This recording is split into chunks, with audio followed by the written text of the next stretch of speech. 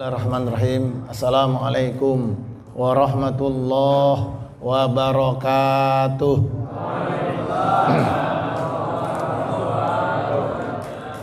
Terima kasih, semoga dengan salam tadi kuping kita sejuk, hati kita berbunga, hidup kita jadi penuh makna, penuh nuansa, penuh cinta, penuh pahala, mulia, bahagia, dan ujungnya sorga. Kita doakan semoga yang hadir di sini mendapat ridho dari Allah Subhanahu wa Ta'ala, dipanjangkan umurnya untuk ibadah, dimurahkan rezekinya untuk sedekah, dimatikan dalam keadaan husnul khotimah. Hadirin sekalian, segala puji bagi Allah Subhanahu wa Ta'ala yang telah mengizinkan kita semua berkumpul di sini. Tentunya untuk silaturahmi, membersihkan hati, mencerdaskan nurani, meningkatkan prestasi, mengoptimalkan potensi, membangun motivasi, tentunya dengan mengkaji dan menggali nilai-nilai dan ilmu yang islami, dengan sama-sama meneladani sunnah Nabi, dengan sama-sama menyembah Allah satu-satunya penguasa di muka bumi, hingga Islam bisa terus tersebar dan bersemi, panjinya berkibar sampai ke langit tinggi, walaupun kita semua harus terkapar dan mati seorang diri. Prinsipnya gampang, nggak boleh ada dua matahari walaupun bulan pudar cahayanya, nggak boleh tercabut iman dari sanubari walaupun nyawa kita jadi taruhannya. Langit yang 7 tinggallah 6, jatuhnya 1 di Selat Malaka. Langit runtuh, bumi tenggelam, yang tinggal cuma sorga dan neraka. Kita sering diingatkan dalam tiap Jumat, khotib mewasiatkan kepada kita, wala tamutunna illa wa antum muslimun, jangan mati kecuali dalam keadaan muslim. Untuk itu jangan sampai kita mati dalam keadaan kafir, jangan sampai kita mati dalam keadaan musyrik, jangan sampai kita mati dalam keadaan murtad. Hadirin sekalian, segala puji bagi Allah Subhanahu wa Ta'ala yang telah menciptakan kepada kita ayat-ayatnya di penjuru langit dan di ufuk bumi, bahkan dalam diri kita sendiri. Allah ciptakan di hati kita cinta, yang dengan cinta kita bisa ke sorga, dengan cinta juga banyak manusia nerobos ke neraka. Dengan cinta kita bisa ke sorga, cinta sama Allah, Rasulnya, alam semesta, sesama manusia sorga. Bahkan nolongin anjing kehausan bisa ke sorga, bener apa enggak? Nolongin anjing aja berpahala, ya enggak? Apalagi nolongin temen kita, ada enggak yang anjing? Enggak ada ya. Jadi kelakuannya barangkali. Dengan cinta kita bisa ke sorga, bisa. Dengan cinta juga bisa juga orang ke neraka. Karena cinta sama keluarga, terus nyolong duit negara, terus lari ke Singapura, ketangkep juga, di penjara pura-pura lupa. Nah, hadirin sekalian, ada juga, apalagi ini udah mau pemilu ya, jangan sampai gara-gara pemilu kita ribut, kita berantem, ya. Dan jangan sampai kemudian gara-gara pemilu kita lupa diri. Ada yang nyumbang karpet, ke masjid biar dipilih, ada nyumbang beras ke warga, iya biar dipilih, nggak kepilih, karpetnya diminta lagi, PA yang begitu, berasnya diminta lagi, lah beras sudah dimakan, ambil di spiteng. Kenapa? Itulah yang disebut orang yang jual agama. Apa itu orang yang jual agama? Bukan ulama, bukan kiai, bukan yang ngutip Quran, ngutip hadis, bukan. Ntar musim pemilu pada berebut ke masjid, pemilu habis enggak kelihatan. Ya jangan yang begitu, jangan sampai. Dengan cinta kita bisa ke sorga, dengan cinta juga banyak manusia menerobos ke neraka. Dengan cinta kita bisa bertakwa, dengan cinta juga ABG remaja kita berzina, masuk handphone kamera, nyebar kemana-mana. Sekarang ngeri. Pacarannya pegang-pegangan, peluk-pelukan, gendong-gendongan, sengkat-sengkatan, banting-bantingan, cekek-cekekan. Lah kita anggap biasa. Bapak ke masjid, anak bapak ke Oyo, mau ngapain? Ya kita ke masjid, kita ngaji, kita makan berkat, dengerin hadroh. Anak kita mabok, nyekek botol. Ini yang kadang-kadang kita khawatir. Ya itu mah anak-anak, Pak. Anak-anak yang nerusin kita. Itu tuh di Spanyol. Bukan Sparonyolong ya, itu orang gondrong petir. Di Spanyol dulu hampir 8 abad umat Islam berkuasa. menegakkan peradaban di Spanyol. Sekarang ada sisanya apa enggak? Enggak ada. Coba Carlos Puyol, Muslim bukan? Bukan. Raul Gonzalez, Muslim bukan? Gavi, kalau Gavi mah ikan. Gavi, Muslim bukan? Bukan. Lah Muslimnya mana? Habis. Kenapa? Karena kita nggak peduli dengan generasi muda kita. Malah ada yang lebih serem lagi pacarannya. Pacarannya cowok sama laki. Iya kan? Suami kumisan, istri jenggotan, anak belatungan. Pak, yang begitu sekarang lagi banyak. Bahkan di pesantren masuk yang begitu-begitu. Apa itu? LGBT. Wah Pak, toleransi. Mana ada di Islam toleransi LGBT? LGBT malah laknat. Kok sekarang kita diminta, ya Allah, untuk ya biasalah begitu, transgender. Inna khalaqnakum min dzakarin wa untha wa ja'alnakum syu'uban wa qabaila lita'arafu, kan begitu. Sungguh telah kami ciptakan laki-laki dan perempuan. Tuh, laki-laki dan perempuan. Bencong disebut gak? Kagak. Emang bencong bukan orang-orang, tapi bencong bukan jenis kelamin, penyakit, sembuhin. Ada lagi hunsa ya, kalau hunsa ya. Hunsa kan ada lagi. Kalau yang ngaji fikih kan beda hunsa. Emang laki-laki Pak, cuma kayak perempuan. Bukan banci, bukan. Emang kelakuannya kemayu. Tapi kalau nikah mah anaknya 5. Ini cuma gaya doang, namanya hunsa, iya kan? Kalau ketemu laki dia jadi makmum, kalau ketemu perempuan dia jadi imam, begitu. Beda sama bencong. Bencong mah lihat ketahuan, genjang. Kalau kedodorin mah ketahuan laki.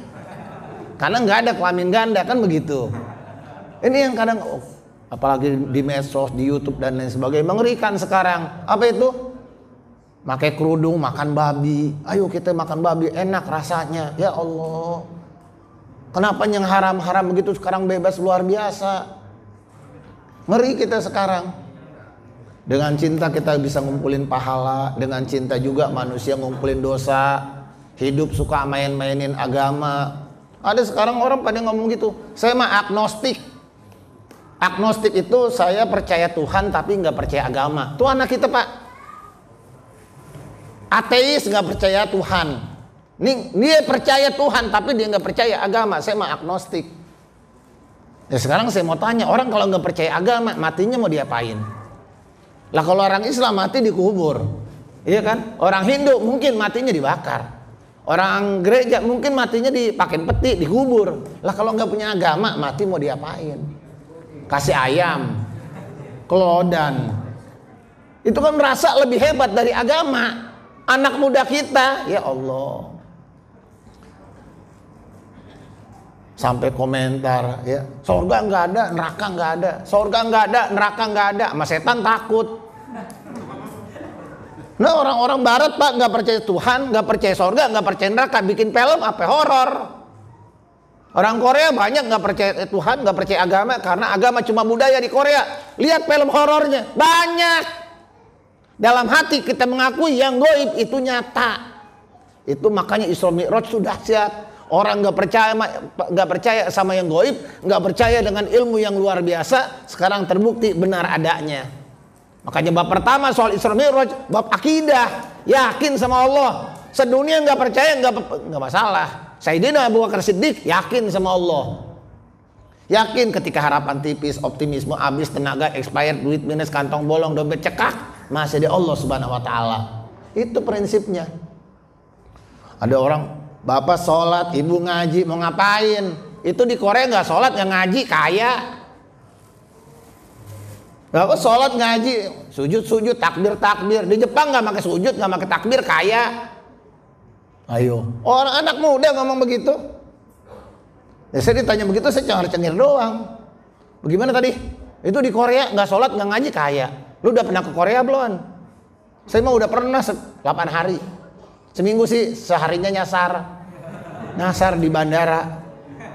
Oh, saya pernah naik kereta yang dari Seoul ke Busan tuh ya. Ada judul filmnya Train to Busan. Wah itu saya nungguin tuh, ada zombinya nggak ada. Tadinya saya mau bacain ayat kursi, nggak nongol juga. Pak, di Korea orang tuh nggak percaya agama, tapi lihat orang-orang Korea Pak, Nggak didakwahin, nggak diajarin agama, berebut masuk Islam. Apalagi kita dakwahin. Lihat di Indonesia terkenal Ayah Namun, iya kan?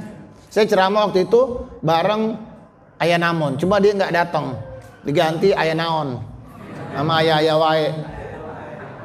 Pak, itu Bu, di Korea banyak anak muda cakep-cakep, ganteng-ganteng, klimis-klimis, glowing-glowing, berebut masuk Islam. Yang cakep-cakep ngaji, yang ganteng-ganteng ngaji. Ngapa lu yang burik murtad? Di Jepang orang berebut masuk Islam, Pak. Lah kita kenapa? Yang jelek-jelek, nggak tahu diri. Yang ganteng, artis aja sekarang ngaji, Pak. Saya kadang-kadang sama artis malu. Kenapa? Dia buat ngaji berebut, dia tinggalkan, maaf ya. Dia pakai kerudung, dia tinggalkan TV yang sekali episode, dia bawain acara 25 juta, 50 juta. Seminggu dia 5 kali tayang, 250 juta, semiliar sebulan dia tinggalin. Cuma karena pengen pakai kerudung, lah kita malu. Apa sih yang menghalangi kita untuk dekat sama agama, untuk dekat sama ulama, untuk dekat sama kiai, untuk kembali ke musola? Apa? Nggak ada, masih susah juga. Iya kan? Kita waktu ada, umur ada, sholat males. Ente masalahnya apa sih sama Allah? Dengar musik semangat, dengar lagu K-pop semangat, dengar azan males. Enggak, ente ada masalah apaan? Sama Allah ada apaan? Iya, sholat tuh berat. Enggak, maksudnya Allah salah apa sih sama kita? Sampai sholat aja males. Lah kita mau hidup kita bahagia, ketemu Allah ogah. Bagaimana kita mau bener? Ketemu Allah kita takut, kita males. Ibu masalahnya apa sih sama Allah? Saya nggak ngerti bener. Ketemu Ustadz males. Emang Ustadz salah apaan? Di zaman Nabi Muhammad SAW waktu hijrah ke Habasyah itu sahabat dipimpin Sayyidina Ja'far. Ditanya oleh Raja Najasyi, kenapa kalian diusir dari kampung kalian di Mekah? Kenapa? Ada apa? Apakah kalian bawa aliran sesat? Tapi Ja'far jawab dengan jelas. Coba ABG kita ditanya begitu, kenapa kalian diusir? Dijawab, kamu nanya, kamu bertanya-tanya. Kita dikubur digituin malaikat, mau Bu? Marah buka, kamu nanya, gubrak, digebuk kita. Ditanya, kenapa kalian diusir? Wahai raja, datang kepada kami seorang nabi menyuruh kami berhenti maksiat, berhenti zina. Kira-kira nabi kami salah apa benar? Benar. Bu, benar nggak Bu? Agama nyuruh lakinya ibu supaya enggak zina, enggak godain janda, ya, enggak joget-joget di warung doyong. Kira-kira benar nggak? Lo pada musuhin, mas, kok benci ya? Benci? Ini emang bapak demen zina? Lah kan ini benar, kenapa dimusuhin? Datang ulama kepada kita, ngikutin Nabi, membawa Nabi, menyuruh kita untuk berhenti mabuk. Lah salahnya di mana? Terus ngapa dimusuhin? Datang kiai ceramah anti korupsi, benar apa kagak kira-kira? Lah dimusuhin, lah saya bingung, kita mau ngomong apaan lagi yang begitu? Sekarang kan yang benar-benar teriak anti korupsi tinggal kiai ustadz doang, iya kan? Kalau ustadz apa yang mau dikorupsi? Ayo, apa yang mau korupsi? Oh, pesantren anak yatim duafa. Iya kan? 200 anak yatim kita pegang gratis, kita yang kasih makan, yang dikorupsi apanya? Orang kita yang ngempanin. Ini yang kadang-kadang kita lupa. Nah, hadirin sekalian, muncul anak-anak muda kita nggak percaya sama agama. Isra Mi'raj luar biasa. Kenapa? Karena ketika itu orang nggak percaya dengan apa yang disampaikan Nabi. Terbukti bahwa Islam benar. Nabi Isra Mi'raj ke Palestina. Bagaimana mungkin ke Palestina dalam waktu semalam? Nggak usah ngomong ke langit dah, nggak usah ketinggian. Ke Palestina sampai semalam. Hujan berkelir Pak. Ke Madinah aja, ya 20 hari. Kenapa? Naik kuda sama onta. Kalau sekarang mah 5 jam. Enggak 5 jam ya, 2 jam yang naik kereta cepat. Saya belum. Karena terakhir saya bawa rombongan itu 2 tahun lalu. Yang kemarin mau berangkat nggak jadi. Jadi saya nggak ngerasain kereta cepat, belum ada nih Pak. Sekarang nih udah ada, kita belum ngejalanin. Ada yang belum pernah ke Mekah sama sekali? Kita doa, ntar kita doain semoga yang hadir di sini bisa umroh semuanya, haji, bisa ngelihat makbarah Nabi Pak, kuburnya Nabi. Ya Allah, kita ngelihat kuburnya Nabi baru ngelihat dong udah nangis. Nggak usah kuburnya dah, kita ngelihat karpetnya Raudhah antara hijau ke abu-abuan kan gitu ya, berebut. Subuh dibuka, sebelum subuh dari jam 3 kita tongkrongin biar bisa duduk di dalam, sholat 2 rakaat juga jadi. Ini namanya keyakinan. Orang kalau punya iman baru ngeliat Ka'bah udah nangis. Tapi orang nggak punya iman udah 7 kali tawaf, udah muter udah rapi, ditanya mutawifnya, ditanya Ustaz ada apa Bu, Ka'bahnya yang mana ya? Tadi yang kita muter-muter enggak, sih nggak ngeliat apa-apa, nggak lihat apa-apa. Gimana coba? Nah, hadirin sekalian, kembali yakin. Ini yang kadang-kadang muncul anak-anak nggak percaya. Bagaimana mungkin orang terbang semalam ke Palestina, Mekah Madinah aja 5 hari nggak ke Uber. Tapi lihat, Islam nggak mungkin salah. Terbukti sekarang. Timbang lagi ke Mekah Madinah, Indonesia ke Saudi cuma 9 jam. Kalau Nabi salah, buktikan di mana salahnya. Nggak mungkin orang bisa terbang. Sekarang terbang murah lagi, 600.000 sampai Lombok, iya kan? Coba. Jadi kalau kita masih ragu sama agama kita, luar biasa. Kenapa Allah turunkan kepada kita agama dan Rasul? Karena manusia banyak salahnya. Manusia nggak mampu nangkep kebenaran secara utuh. Percaya apa enggak? Contoh nih, Ibu pernah lihat laut nggak Bu? Pernah. Warnanya apa Bu? Biru, hijau toska, biru toska, kecuali Ancol ya, rada butek emang. Coba kita ke laut, ke pinggir laut, kita foto lautnya, warnanya apa? Biru. Coba dah, berendam ke laut, pernah berendam ke laut, serok airnya, ada nggak warna birunya? Ente bilang biru tadi, mata lu curug. Kita lihat, iya kan? Kita menganggap laut biru, ternyata enggak. Agama diturunkan kepada kita karena persepsi kita tentang dunia banyak salahnya. Allah ajarin, Nabi ngarahin ke kita, lu salah.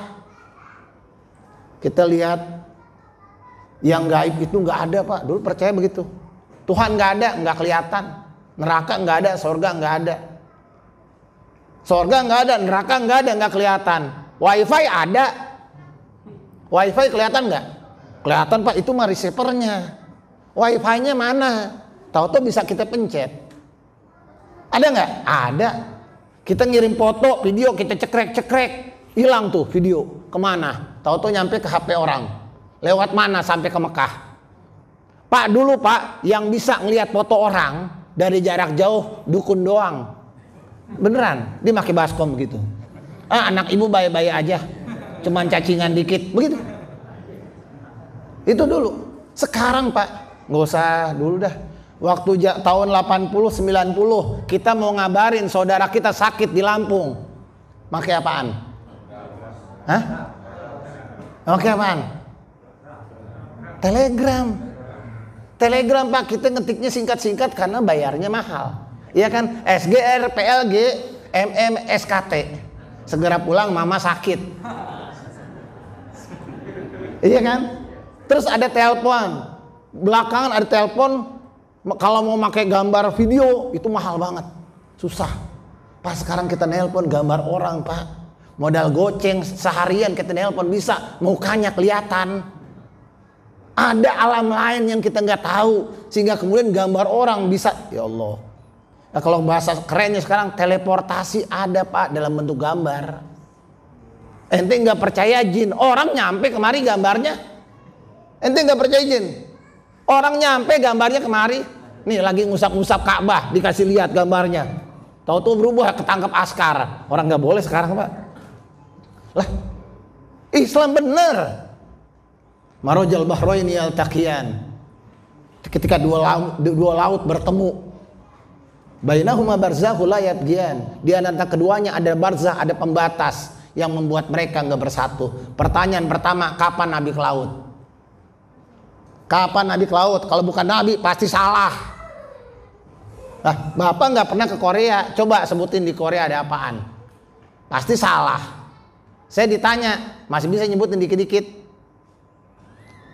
Nah, Bapak nggak pernah ke Korea, ngomongin Korea pasti salah. Nabi nggak pernah ke laut. Ngomongin laut pasti keliru. Tapi sekarang buktikan kekeliruan Nabi di mana. Nggak ada. Kenapa? Karena dia Nabi, nggak mungkin salah. Ada dua lah. Pertama, Nabi nggak pernah ke laut, tapi kok nggak salah. Yang kedua, orang mana yang pernah lihat laut ketemu airnya nggak nyatu? Bapak aja belum pernah lihat kecuali di Google. Kalau bukan nih agama super pinter dan super bener, nggak mungkin nih agama bisa menebak masa depan dan di luar angkasa, di luar dunia yang kita nggak tahu. Dua laut ketemu nggak nyatu, pakai logika aja Pak. Air ketemu air nggak nyampur, apaan? Nggak mungkin. Sekarang buktikan di laut. Kemarin di Bima, air tawar ketemu air laut nggak nyatu, masih oke. Air tawar ketemu air laut, wajar. Masih masuk akal. Laut melaut nyampe barengan, gak gegabung. Bagaimana air gak gabung? Bapak bawa air teh, ibu bawa air susu, taruh di baskom, nyampur kagak kira-kira? Nyampur. Gak usah diaduk, langsung jadi teh tarik, ya kan? Lah ini laut ketemu laut. Lihat, Isra Mi'raj menunjukkan kepada kita Islam benar. Yakin sama Allah, yakin sorga ada. Nanti ibu-ibu dapat istana di sorga seluas langit dan bumi. Yakin nggak? Bapak-bapak dapat sorga. Bidadari cantik sekali, matanya jeli. Bidadari ngeludah ke laut-laut yang asin tawar. Itu baru ludahnya para bidadari. Baru ilernya, belum dakinya. Emang bidadari dakian? Enggak, itu mah kita. Bapak yakin nggak sorga ada? Saya yakin Pak. Cuma kita sekarang kehilangan keyakinan. Yakin sorga ada, makanya berebut. Allahumma nas'aluka ridhoka wal jannah. Ridhoka wal jannah, kita minta ridho sama sorganya Allah. Itu yang utama. Ada yang pernah jalan-jalan ke Eropa, ada yang pernah jalan-jalan ke Korea, ada yang pernah jalan-jalan ke Jepang. Ada nggak yang lebih indah dari sorganya Allah? Nggak ada. Yakin. Nah hadirin sekalian, yakin sorga, yakin rezeki dari Allah Subhanahu Wa Taala. Yakin nggak? Nggak ada cita-cita yang berat. Nabi ke langit aja sampai, Nabi ke langit sampai. Kita bukan Nabi. Kalau Nabi Mi'raj ke Sidratul Muntaha, kita as-salatu mi'rajul mu'min. Salat mi'rajnya kita. Minta sama Allah. Duit nggak ada, nggak yakin sama Allah. Wah saya miskin Pak, gampang. Habis Jumat jangan bergerak tuh kaki. Baca Fatihah 7 kali, baca Qul Hu 7 kali, Al-Falaq 7 kali, Anas 7 kali. Baca doa ya Ghani ya Hamid ya Mubdi ya Muhit ya Rahim ya Wadud. Aghnini bihalalika haramik wa bi taatika amma syiatik wa bi fadlika amman siwak. Baca, rutinin 7 kali. Enggak bakal miskin. Pengen sesuatu minta sama Allah Subhanahu wa taala. Man lazimal istighfar ja'alhu min kulli hamin faraja wa min kulli diki makhraja wa razaqahu min haitsu la yahtasib. Punya masalah, punya beban berat, istighfar yang banyak. Tanpa batas, sebanyak-banyaknya. 1000 kali, 2000 kali banyakin. Kenapa? Barang siapa merutinkan istighfar, Allah berikan tiap dukanya pelipur lara. Dukanya pelipur lara, masalahnya solusi, rezeki dari tempat yang gak disangka-sangka. Kita pengen sesuatu, pengen pergi haji, pengen jalan-jalan. Yakin sama Allah. Bagaimana caranya? Sholawat yang banyak. Makanya pesan dari Ustadz kan begitu, sholawatin aja. Mobil disolawatin. Bukan itu maksudnya. Saya pengen rumah, sholawatin aja. Masa rumah disolawatin? Bukan itu maksudnya. Maksudnya apa? Sahabat bertanya ya Rasulullah, ya Rasul berapa banyak saya mesti bersolat padamu? Sebanyak yang engkau suka. Ya Rasul, saya sholawat 1/4 dari doa saya. Lebih kata Rasulullah SAW. Ya Rasul, bagaimana kalau saya sholawat 2/3 dari doa saya? Bisa lebih dari itu. Ya Rasulullah, kalau begitu saya sholawat seluruh doa saya isinya sholawat. Sholawat doang. Apa? Ayyakfiyakallahu. Maka Allah Allah cukupkan ya segala kebutuhan kita. Min dunika wa akhiratika. Allah cukupin dunia akhirat kita dengan apa? Sholawat. Percaya apa enggak? Duit saya kurang, man anfaqo nafaqatan fi sabilillah katabat lahu sab'i mi'atidin. Memberi di jalan Allah lo ganti 700 kali lipat. Percaya enggak? Saya ngomong begini bukan, Pak, ntar sedekah saya, ntar saya dikasih mobil. Bukan itu. Allah ganti 700 kali lipat. Penyakitnya Allah sembuhkan. Sorga Allah berikan. Rezeki dari tempat yang gak disangka-sangka. Yakin gak sama Allah? Coba kan kita gak yakin. Jadi ada ceritanya, tukang becak pengen pergi haji di daerah Semarang. Ya, ini kisah langsung dari penuturnya. Jadi dia pengen pergi haji, cuma tukang becak. Dia tanya ke ustadznya, Ustadz, kira-kira saya amalannya, wiridannya apa nih biar bisa pergi haji? Bapak punyanya apa? Bapak sedekah dengan yang punya bapak punya, semampu bapak. Dia mikir, saya cuma punya becak, masa iya becak disedekahin? Iya kan? Nggak logis dong. Ntar dia kerja gimana? Kata ustadznya kan pakai otak bisa, Pak. Dimikir-mikir, oh iya, tiap Jumat bu, dia narik becak nggak mau dibayar. Apa? Bahasa kita sekarang sedekah Jumat. Nih tiap Jumat saya narik becak jangan dibayar. Dia nganterin orang, Pak bayar 8.000. Oh nggak usah, gratis. Oh gratis, makasih Pak. Terkenal dia. Ada orang naik ngasih 50.000. Pak saya nggak bayar becak, ini hadiah buat Bapak. Ongkos becak 8.000, dibayar 50.000, ditolak. Pak kok ditolak? Enggak, maaf. Saya bukan pengen 50.000. Saya nggak minta duit hadiahnya. Bapak minta apaan? Saya minta haji. Minta haji. Sampai ada orang naik becak bayar 100.000, Pak. Hadiah buat Bapak. Nggak bayar becak nggak usah. Saya nggak minta duit hadiahnya. Sampai suatu ketika ada orang naik, dia tanya, oh ini dia naik becak dibayar nggak mau, dikasih 200.000 Pak hadiah. Saya nggak mau. Oh bener Bapak nggak mau dibayar. Terus bagaimana Pak? Ya nggak apa-apa. Bapak maunya apaan? Saya mau pergi haji, doain ya. Oh ya udah. Malamnya tukang becak di rumahnya ada yang assalamualaikum. Ternyata orang yang tadi naik becak. Oh Pak, kok tahu rumah saya? Saya nanya sama pengurus masjid. Oh di sini. Oh iya rumahnya duafa miskin. Bapak beneran pengen pergi haji? Yakin Pak? Tiap Jumat narik nggak dibayar, duitnya banyak loh Pak. Enggak. Kalaupun nggak jadi pergi haji, yang penting saya udah ikhtiar ya enggak. Ya udah Pak, kalau memang serius mau pergi haji, KTP Bapak sama Ibu sini kasih saya. Besok kita bikin paspor, kita berangkat haji. Haji Pak, yakin nggak sama Allah? Ibu mau pergi haji? Udah punya becak? Jangan Bu, gempor, pergi haji kagak. Gitu. Nah hadirin kan, ada yang nggak mungkin di sisi Allah, nggak ada yang nggak mungkin. Yakin rezeki dari Allah Subhanahu Wa Taala. Cacing nggak punya tangan, nggak punya kaki hidup. Ular nggak punya tangan, nggak punya kaki, makan tiap hari. Ayam nggak ada kantornya, bangun pagi-pagi, nggak kalah sama ayam. Yakin pertolongan Allah menembus batas logika kita. Yakin nggak? Nabi ke Palestina nyampe semalam. Nabi ke langit aja tembus. Kita bukan Nabi, kita umatnya Nabi Muhammad SAW. Apa yang kita takutin? Nabi Musa dikejar Fir'aun, dia lari kemana? Ke laut. Kapal peri udah ada? Belum ada. Getek udah ada? Belum. Jembatan udah dibikin? Belum. Ngapain lari ke laut? Kita mau dibunuh lari ke laut, mau kemana?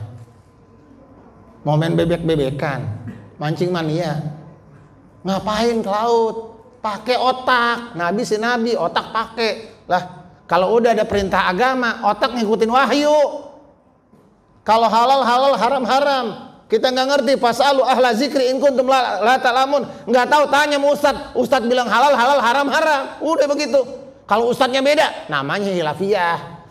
Ada perbedaan. Contoh, ya kan? Habis Jumatan, sholat Jumat 2 rakaat. Jumat 2 rakaat kan? Habis sholat Jumat kita ngapain? Sholat sunnah. Kalau di Candali kagak. Habis sholat Jumat kita sholat zuhur. Kenapa? Sholat iadah. Karena dulu ulama dulu menganggap warga kampung dianggap khawatir belum sah kuota sholatnya dan ilmunya. Bahwa syarat 40 orang untuk jadi jamaah syaratnya udah berilmu. Sementara masyarakat awam kehati-hatian bab iadah. Di kampung-kampung muslim gitu. Di sini tanda azan apa?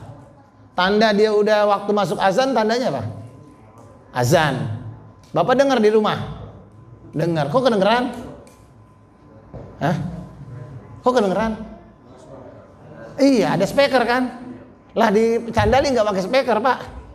Jadi udah mau waktu azan lah kita kira-kira udah azan kali ini kita jalan. Kalau jauh kenapa? Nggak pakai speaker. Karena ya di kampung-kampung masih ada di ghairil maghdubi alaihim waladdallin.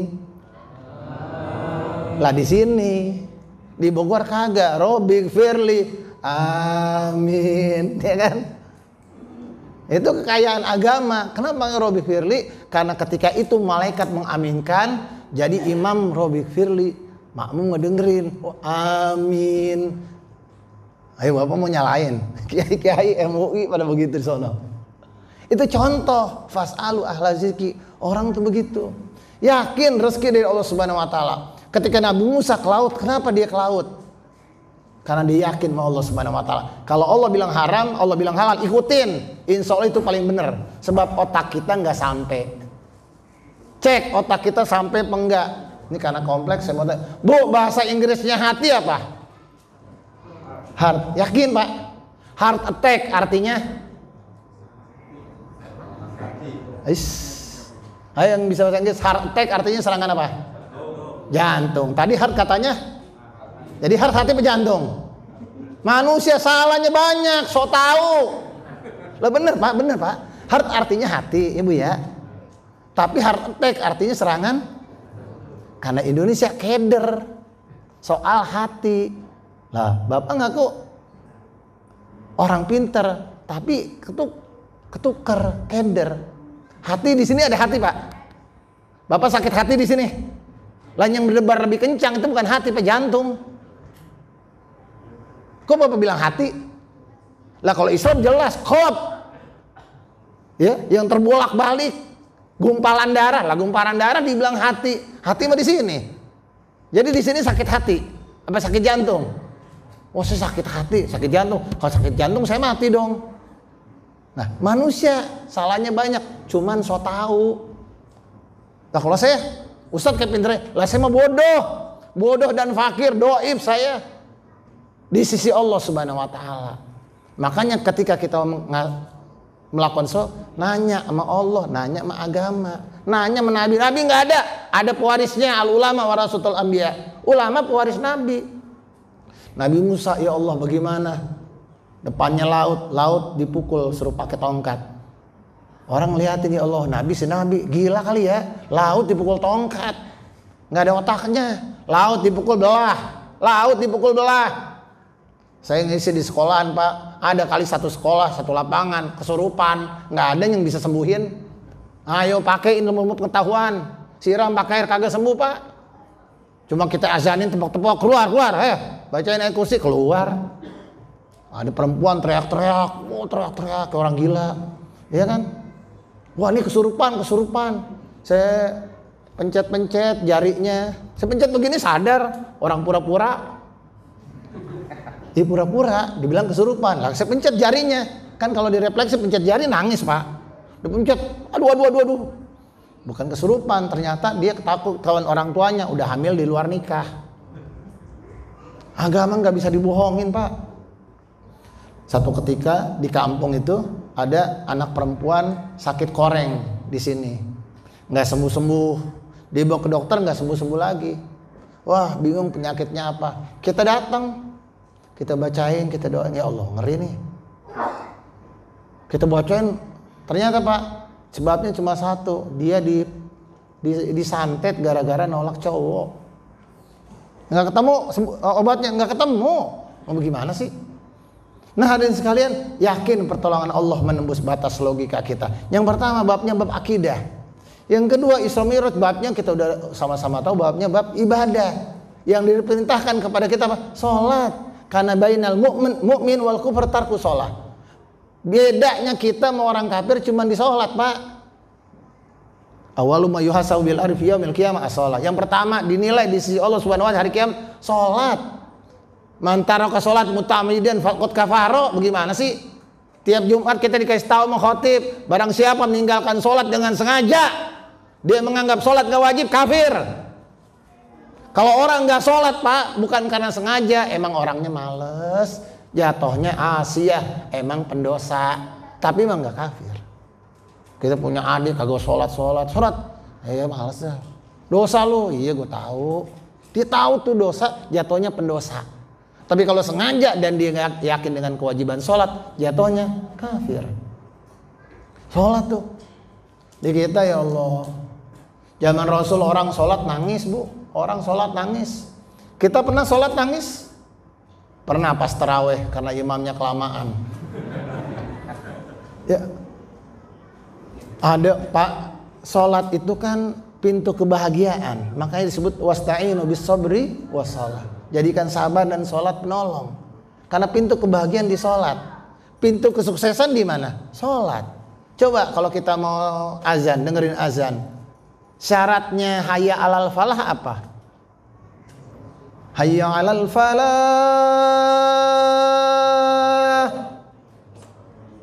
Mari menuju kejayaan, kemenangan, kesuksesan. Disuruh tuh, baru deh.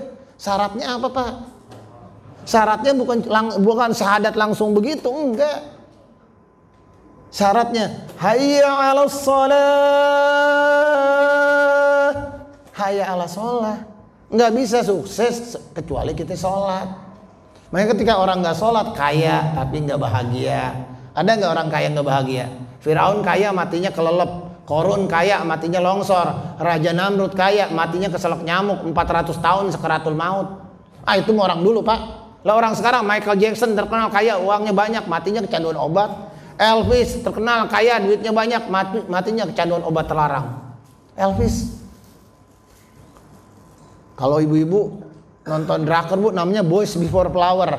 Itu pemainnya bunuh diri, terkenal cantik bunuh diri. Terakhir si Suli. Suli itu artis Korea, matinya bunuh diri, cantik, terkenal, fansnya banyak, bunuh diri. Ya saya ngapalin tuh Pak. Tahu orangnya yang mana gitu. Lah kaya nggak bahagia, banyak begitu. Punya harta menderita, insomnia. Muncul anak kita Pak. Pak, aneh anak kita Pak. Remaja sekarang Pak, itu waktu tidurnya hancur. Malam begadang, pagi tidur sampai sore segala macam, dibangunin susah. Kenapa? Insomnia, susah tidur. Kenapa? Jauh dari agama. Urusan agama Pak, orang dekat sama agama nggak ada yang susah tidur, benar apa enggak?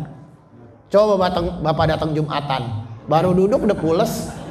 Lah Bapak nggak percaya, khotibnya aja tidur. Udah di Bali. Ya beneran, ini beneran Pak. Kita Jumatan duduk aja Pak nyender begitu. Ya kalau nyender wudhu lagi. Kalau begitu doang nggak wudhu, kenapa? Yang penting bokong nggak ngangkat kan begitu. Iya kan?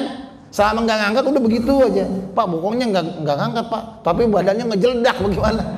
Itu mah pulas banget. Orang Islam nggak ada yang susah tidur, nggak ada yang susah tidur.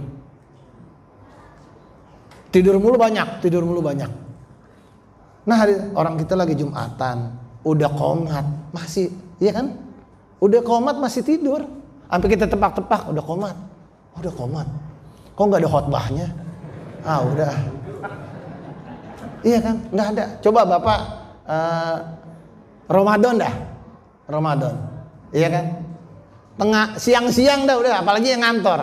Nggak ada yang susah tidur. Itu lohor bawahnya, kenapa? Nggak makan juga. Ya kan kita puasa. Tapi kayaknya tidur enak bener.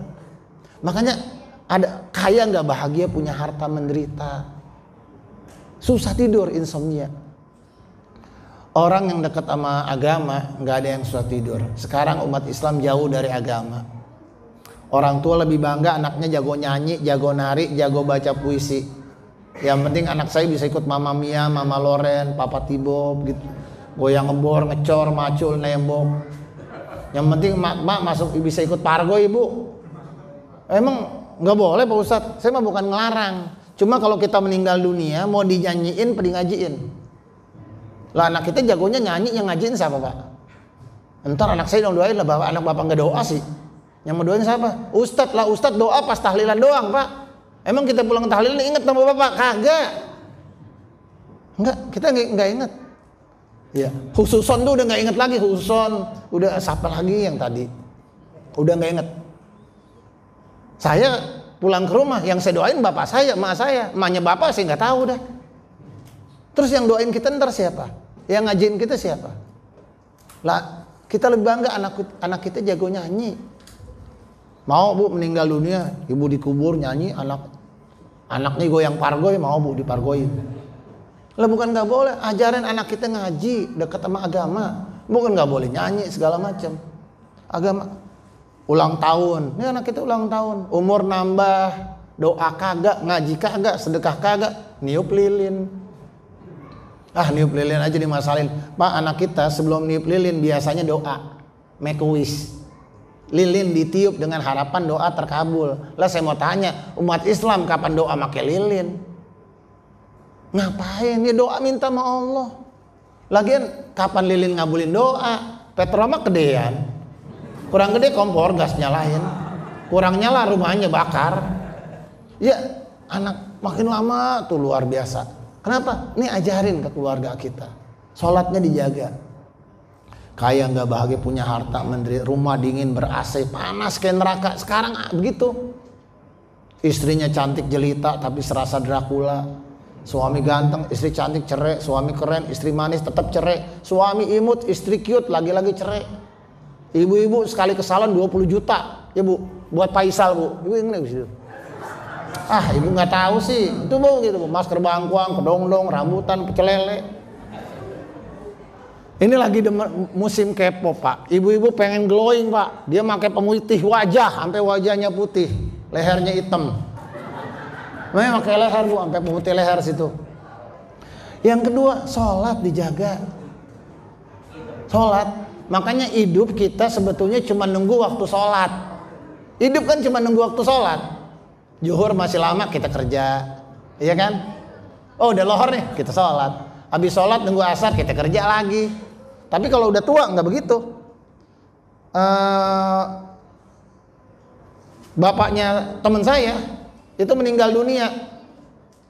Pas meninggal anaknya bilang, ini bapak mah tiap hari udah nggak ada kerjaan. Habis sholat dia ngaji, habis sholat dia ngaji. Ada kali sehari 10 juz. 10 juz sehari. Meninggal dunia tiap 3 hari hatam, tiap 3 hari hatam. Begitu hidup. Nah kita masih muda, emang susah banget suruh ngaji.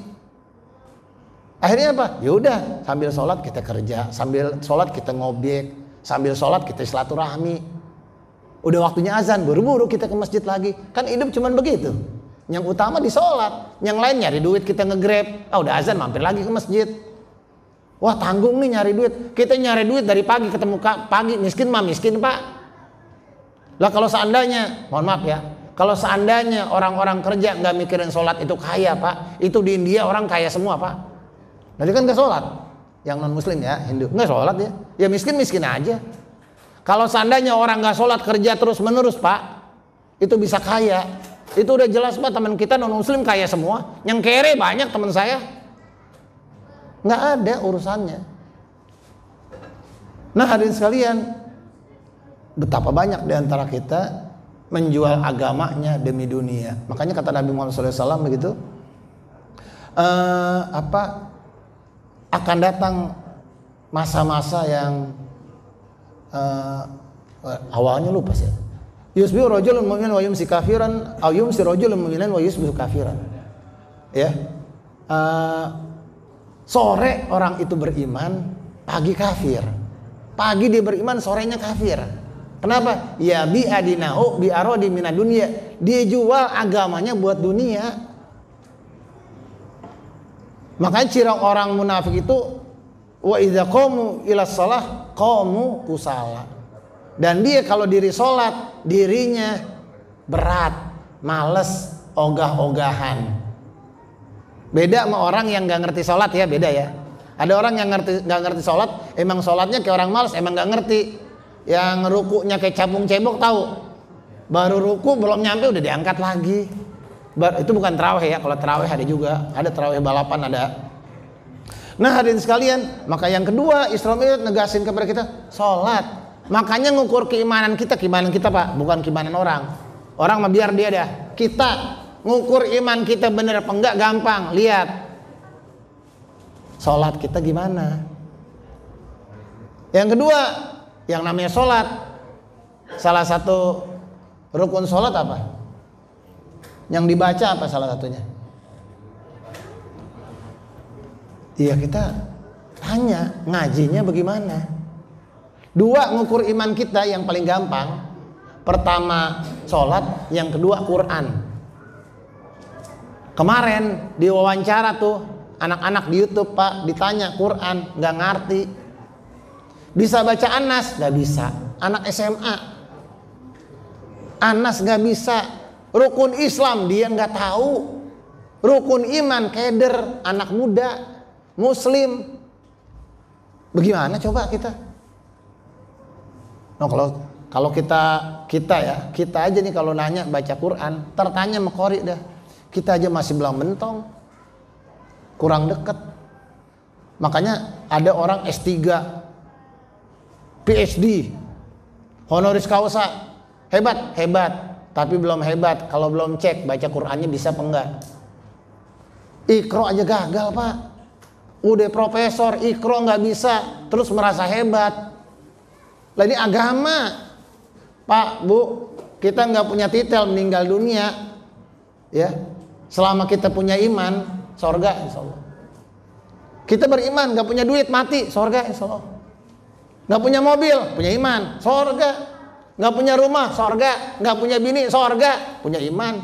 Nggak punya anak, alhamdulillah sorga. Lah bapak punya titel, punya anak, punya mobil, punya rumah, iman nggak ada, sholat kagak, mau ngapain? Jadi waktu di taraweh di Pondok Indah emang seru tuh, karena di taraweh 8 rakaat dulu, yang 8 rakaat selesai, yang mau mundur nerusin sampai 20 rakaat, ya kan? Sampai 20 rakaat, baru sampai 23. Jadi yang 8 duluan, yang 20 nerusin. Udah rapi kita sholat, saya disamperin. Bapak, saya mau nanya. Oh iya, nih orang tua anak saya alhamdulillah baru lulus doktor di Jepang. Masya Allah, berkah Pak. Nggak berkah katanya. Oh nggak berkah Pak? Iya, anak saya dulu rajin sholat Pak. Sekarang udah doktor di Jepang, dia merasa lebih hebat dari saya. Dia udah nggak sholat. Terus saya tanya, sholat nak, sholat. Udah Pak, jangan dipaksa-paksa. Saya udah nggak percaya sama sholat. Apa untungnya, apa pentingnya? Ya Allah Bu, kita bayar buat yoga, tahu yoga? Atau yang senam, ya kita bayar buat senam doang, nge-gym kita bayar, sejam bayar. Yoga, pilet tahu? Saya nggak tahu pilet apaan. Ada pilates namanya ya. Itu bayar. Lama 2 jam kita siap. Sholat udah pasti sorga, udah pasti sehat. Sholat gratis. Makanya ketika orang nanya, Pak, kalau di kantor gitu ya, Pak, kira-kira nih kita mau taraweh di kantor, pakai yang 20 apa yang 8? Saya bilang yang 8 silakan, 20 silakan. Tapi kalau saran saya, namanya sholat sunnah ya, yang banyak bagus 20 Pak. Kenapa? Ngetes buat kita. Kalau di sini 8 nggak masalah ya, saya cuma ngingetin. Maksudnya begini, 23. Iya, 23 sama witir. Tarawih 20 Pak, kenapa 20? Ngetes Pak, kita olahraga berjam-jam kita kuat, masa sholat kagak?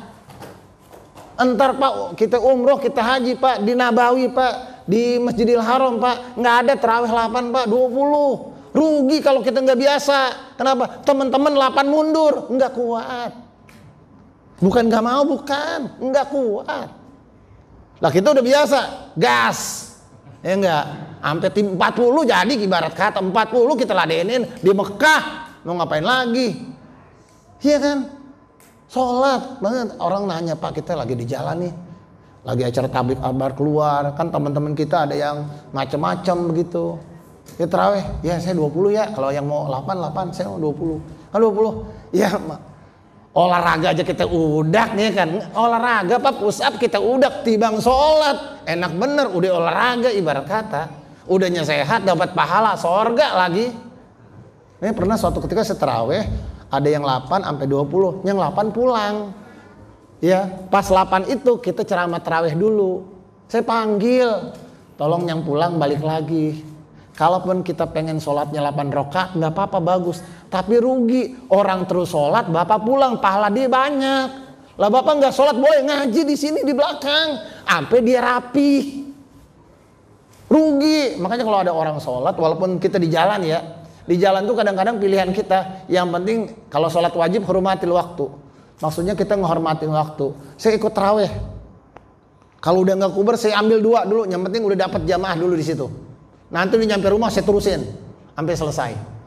Kalau udah nggak kuber tuh di bandara misalnya, ya udah habis sholat isya udah kita tarawih aja dulu. Wah terusin po 20 ketinggalan pesawat. Siapa yang mau nganterin ntar? Udah, yang penting udah dapat duluan. Terusin. Kenapa? Rugi. Makanya Isra Mi'raj sebetulnya ngingetin kita betapa ya Allah sholat. Itu kalau kita ke Masjid Nabawi, ya Allah sampai kita berantem askar cuma menumpang sholat doang 2 rakaat. 2 rakaat doang kita mau sholat tuh di raudhahnya Nabi. Kita ke Masjid Kuba, kayak sampai kita lihat-lihat di atas Nabi sholatnya sebelah mana ya? Ya kan ada lubang 2. Yang sebelah kanan Nabi di bawahnya tuh sholat. Itu tempat Masjid Kuba yang utama, yang bolong di atas sebelah kanan. Pas di bawah itu Nabi sholat di situ. Karena simbol-simbol struktur-struktur emang sama pemerintah tuh dihilangin. Tapi bukan nggak ada kodenya, ada tandanya supaya sejarahnya tetap ada kita liatin. Saya tungguin orang. Karena orang-orang kan banyak yang tahu diajarin mutoifnya. Saya tungguin, saya sholat di situ. Kenapa bela-belain kita sholat 2 rakaat di situ. Pas kita assalamualaikum di belakang kita 3 orang nungguin. Tempat lain berkah-berkah, tapi saya mau di situ. Nah, hadirin sekalian, kita kan ke Mekah, ke Madinah, kan jatuhnya safar ya. Safar bukan kira-kira. Ada kali yang mau jamaah qashar di Mekah Madinah? Rugi bener udah. Enggak. Udah kita masalah kecuali baru sampai ya. Baru jamaah qashar. Kalau enggak. Walaupun di Mekah di Madinah kebagian cuma 3 hari, udah terus saja. Ya maka yang kedua Islam ngingetin kita quwwatu silatubillah, hubungan kedekatan kita sama Allah Subhanahu wa taala. Ini bab salat ini saya pengen ingetin begini. Namanya Abu Milak sahabat Nabi. Abu Milak sahabat Nabi. Suatu ketika dia saudagar, dia berjualan di luar, pas pulang kemalaman lewat padang pasir dicegat penyamun. Itu hebatnya haji kita zaman dulu. Karena haji kita zaman dulu berbulan-bulan di kapal dan lewat padang pasir, resikonya apa? Nyawa. Bukan duit, bukan nyawa. Tuh haji tuh. Pas lewat padang pasir, dia dicegat penyamun. Berikan nyawamu. Wah, dibingung. Bang, kalau mengambil harta ambil semuanya. Saya nggak butuh. Silakan abang ambil. Pergi dari sini. Saya nggak butuh. Harta saya bisa ambil. Nyawa nih hari mesti mati. Mati bukan urusan engkau, urusan Allah Subhanahu wa taala. Kalau engkau ingin bunuhku silahkan. Izinkan saya sholat 2 rakaat. Hadis ini dihasankan oleh Al Hasan. Izinkan saya sholat 4 rakaat. 2-2. Dia sholat 2 rakaat. Dia sholat lagi 2 rakaat. Di ujung sujudnya dia doa, ya wadud, ya wadud, ya wadud, ya zal arsyil majid, ya fa'alu lima yurid.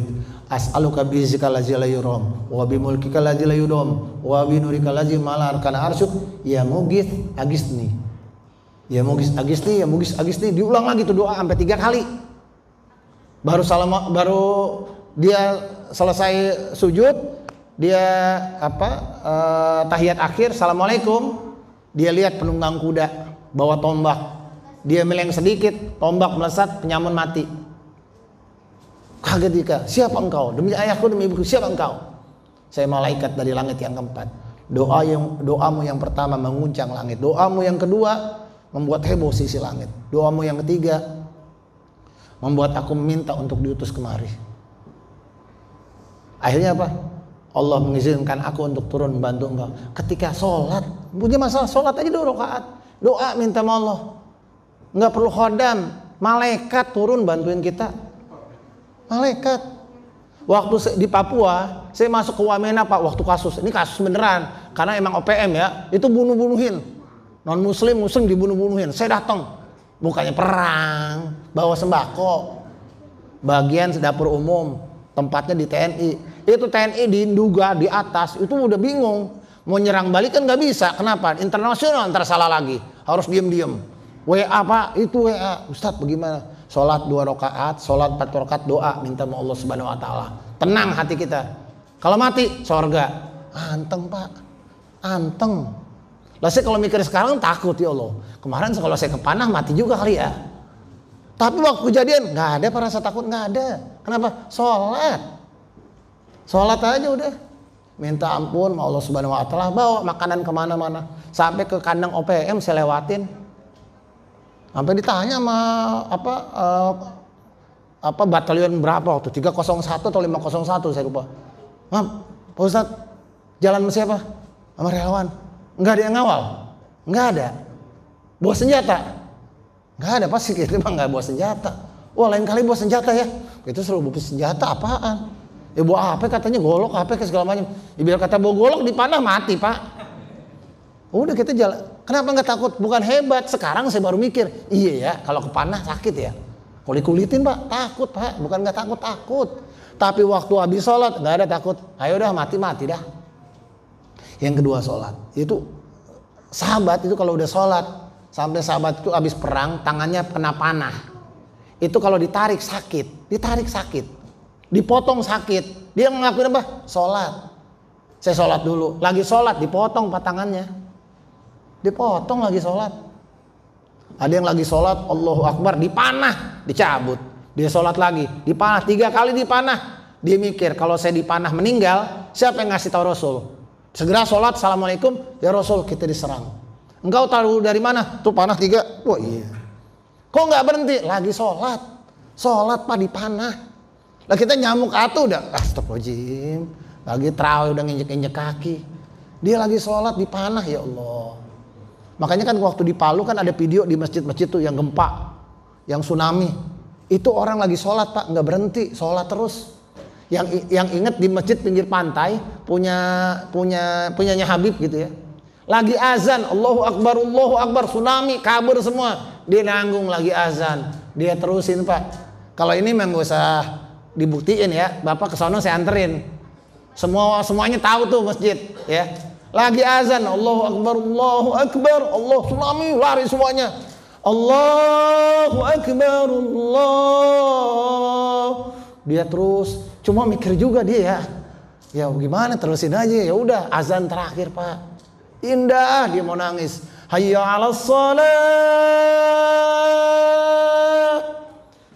Sampai rapi azan, enggak kena. Itu pak, tsunami belah 2 pak, ngelewatin masjid. Ini kisah semua orang di Palu tahu, semua relawan tahu pak. Laut belah, tsunami belah, ngelewatin tuh masjid. Yang punyanya Al Hoirot pesantren, ada masjid di situ. Lagi sholat, Allahu Akbar, gempa kan? Udah gempa, imam terus, makmum. Ya elah, yang lain berdiri, masa saya balik, malu juga. Ya Rina mati bareng-bareng ya enggak? Iya kan mati bareng-bareng pak. Allahu Akbar. Udah pas Assalamualaikum warahmatullah. Lari pak, lari. Pas keluar bingung. Kenapa? Sendalnya nggak ada. Pagar masjid nggak ada. Halaman masjid nggak ada pak. Itu masjid 400 meter pindah. Lagi sholat. Nah ibu ngaji sholat. Ada lagi jamaah pengajian. Teman saya gitu. Ada orang tua yang biasa ikut ngaji tidur pak. Ya wajar, karena kan pengajian Raudhah Miryadil Jannah, majelis taklim kan taman di taman surga. Kalau tidur mau wajar. Ya aja dia tidur dah. Ntar udah rapi bangunin. Suatu ketika lagi pengajian dia tidur di belakang. Sama ustadznya udah biarin. Pas habis pengajian mau asar, kan pengajiannya zuhur. Bangun dah udah mau asar. Dibangunin nggak bangun lagi. Meninggalnya lagi apa? Lagi ngaji. Sorga apa neraka kira-kira? Sorga insya Allah. Makanya bu, ya ini kalau bisa banyakin pengajian, jangan tahun baruan. Ntar lagi tahun baru mati gimana? Lagi bakar petasan, ya trompet keselak mati. Waduh, diumumin juga nggak enak. Kira-kira kalau lagi ngaji mati, sorga apa neraka bu? Nah nanti kalau ada lakinya yang rada sekaratul maut, lagi sakit-sakitan, seret aja ke masjid. Untuk matinya diseret itu mah. Nah hadirin sekalian, sholat. Terakhir, yang ketiga banyak, tapi saya ngambil 3. Yang pertama akidah, yang kedua sholat. Ya. Yang ketiga jauhi dari dosa. Kita mah pasti berdosa, tapi jauhin dah dikit. Karena Nabi diperlihatkan neraka. Nabi diperlihatkan neraka. Di situ ada orang yang kepalanya ditaruh di atas batu, digeprek. Ya. Digeprek dia main. Kalau digeprak, kucing kita geprak pakai sapu, digeprek, bawang putih taruh talenan, getok mulukan. Itu digeprek namanya. Ayam geprek. Ini pala orang ditaruh di atas batu, dihancurin sama batu. Nangis nggak kira-kira? Nangis nggak? Ya kagak, orang palanya hancur. Udah nggak bisa nangis lagi, hancur utuh, hancur lagi, dihancurin lagi. Nabi nanya, siapa ya Jibril? Umatmu ya Muhammad. Kenapa ya Jibril? Nggak sholat. Nggak sholat. Masalah kakum fi sakor. Kenapa engkau masuk neraka sakor? Qala lam nakum minal musholin. Enggak sholat saya dulu. Lalu di neraka diperlihatkan ada orang yang ada daging yang manis, mateng, cakep lah, segar. Dia pegang sebelah kirinya daging benanah, belatungan, busuk. Wah dia takut tapi dia makan, dia muntah, dimakan lagi. Benanah daging, dimakan lagi, dia muntah lagi. Kenapa ya Jibril umatmu ya Muhammad? Kenapa ya Jibril punya yang halal masih ngambil yang haram? Ya entah uang masjid, ya bukan masjid ini ya Pak ya maksudnya. Iya kan? Punya istri masih berzina, punya gaji masih korupsi. Hati-hati, tanah orang, tanah tetangga, hati-hati udah hak waris. Pak hak waris mah jangan matiin dah, udah jangan dimain-mainin udah hak waris. Beneran dah. Kalau orang mainin waris matinya PA, lihat aja nggak percaya, coba aja jajal. Mainin waris Pak, matinya PA. Kenapa? Karena hak orang Bapak mainin. Tanya dah dulu orang-orang dulu yang suka jual tanah, mandor-mandor, tanya dah. Matinya ya Allah, udah kayak Chaplin, jalan susah semuanya. Kenapa? Nggak berkah. Bapak nih sekeluarga paling tua, harta waris Bapak mainin segala macam, adik nggak kebagian, matinya diseksa. Udah kalau waris mah cash and carry udah. Blangsak matinya. Kenapa? Hati-hati daging yang busuk jangan dimakan. Tapi diperlihatkan juga kepada kita di neraka itu ada orang yang makan nanah dan darah di sungai nanah dan darah. Tiap ke pinggir dia hancurin mukanya, berdarah lagi, dia minum lagi nanah dan darah. Dia ketakutan, dia takut, dia lari, dia hancurin lagi mukanya malaikat. Siapa ya Jibril? Umatmu ya Muhammad. Kenapa ya Jibril? Makan riba. Riba tuh hati-hati. Ada lagi kisahnya beda tapi sejenis itu. Lu ada orang-orang yang kayak kambing, nggak pakai baju, nggak pakai pakaian, kepalanya diikat kayak hewan, makannya rumput-rumput neraka, masuk ke dalam mulut, keluar angus, melodoh perutnya. Siapa ya Jibril? Umatmu ya Muhammad. Kenapa? Nggak mau sedekah, nggak mau sedekah. Sedekah apa? Jagain ibadah, jagain. Nah hadirin sekalian, itu yang hendak kita ingatkan bahwa hati-hati dengan dosa. Maka Isra Mi'raj mengingatkan kepada kita bahwa hidup dalam kebaikan berkah, hidup dalam kebusukan seksa. Allah nggak tidur Pak, kita makanya disuruh baca Allahu la ilaha illa huwal hayyul qayyum. Tiap habis sholat kita baca sorga insya Allah. Lazimkan nih ayat kursi, lazimkan. Allah nggak tidur, Allah nggak mati, Allah nggak lupa dan lalai. Kita diganggu orang, Allah ganti, Allah yang balas. Tiap kali kita diganggu orang dan kita nggak sanggup balas, tenang, berarti Allah yang akan turun tangan langsung untuk membalas orang tadi. Coba-coba Bapak main ngezolimin orang, Allah balas sebelum mati, Allah kasih lihat. Kalau siksa mah nanti di akhirat siksa, tapi kalau balasan hati-hati. Nah hadirin sekalian, suatu ketika saya mau takbiran, masih muda mau takbiran di Jalan Panjang Kebonjeruk, dulu belum jadi jalan panjang. Karena mau takbiran kita pasang spanduk tuh, ya selamat hari raya dulu. Orang kebut-kebutan Pak, jalan panjang kebut-kebutan. Kita yang sama guru-guru ngaji kaget, ketelepasan nih Ustadz, jatuh lu 1 detik jatuh langsung. Hati-hati udah, hati-hati. Orang kalau udah deket sama agama, orang kalau deket sama pengajian, jangan jauh-jauh, jangan dimainin. Kenapa? Takutnya kita kena tulah. Dia ngomong sekali, tapi siksanya kena kepada kita. Hadirin sekalian, saya pengen tutup dengan sebuah kisah. Ada seorang di zaman generasi salaf. Itu orang kaya, nih orang kaya. Kelebihan dia cuma satu. Kalau tiap kali ada kiai ngajar, mualim ngajar dari daerah, kan kalau mualim ke daerah dulu kan dari kampung ke kampung lain kan jalannya gelap kan. Ya kan hutan. Kalau padang pasir tuh gurun. Lewat gurun dia ngajar di situ nggak bisa pulang dong, karena dia mesti nginep. Nah ini orang kaya bilang kalau ada ulama yang datang kemari jangan kasih nginep di mana-mana, rumah saya aja. Saya siapin tempatnya, saya siapin makannya. Nah, orang kaya ini punya anak perempuan. Anak perempuannya ini anak angkat. Udah gede non mahram. Jadi tinggal di sebelah rumahnya pavilion kata kita sekarang. Nah, anak perempuan itu lumpuh dan buta. Dibawain makanan. Suatu ketika ada ulama datang ngisi pengajian taklim, kemudian dia tinggal di rumah orang kaya tadi. Pas tuh orang ulama tadi selesai ngajar, mualim selesai ngajar, ini yang lakinya ngomong istrinya, "Dek, insya Allah berkah. Orang kalau dekat agama kita muliakan, insya Allah berkah." "Iya bang, insya Allah berkah." Besoknya tuh ulama pulang, dan kemudian malamnya tiba-tiba ada yang ngetok pintu, "Assalamualaikum." Zaman dulu malam-malam udah nggak ada orang. Kalau sekarang kan, "Pak, ada yang ngetok pintu." "Oh, nggak apa-apa, paket biasa." "Paket ya Bu ya?" "Bener Bu, skincare." Dia biasa bawa skincare Bu. Ini dulu nggak ada, ojek nggak ada dulu. GoFood kali nggak ada GoFood dulu. "Assalamualaikum." "Siapa Bang?" "Nggak tahu, penyamun barangkali, tukang sihir, bisa juga nyamar." "Siapa di luar?" "Anakmu Ayah." "Anakmu?" "Saya nggak punya anak di luar." "Siapa engkau?" Suara perempuan. "Ah, tukang sihir ini mah." "Siapa engkau di luar?" "Anakmu Ayah." "Anak yang mana?" "Saya nggak punya."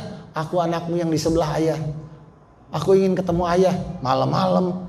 Itu anak saya nggak mungkin. Pertama dia lumpuh, yang kedua dia buta. Malam-malam nggak mungkin dia ngayap. "Engkau siapa?" "Anakmu Ayah."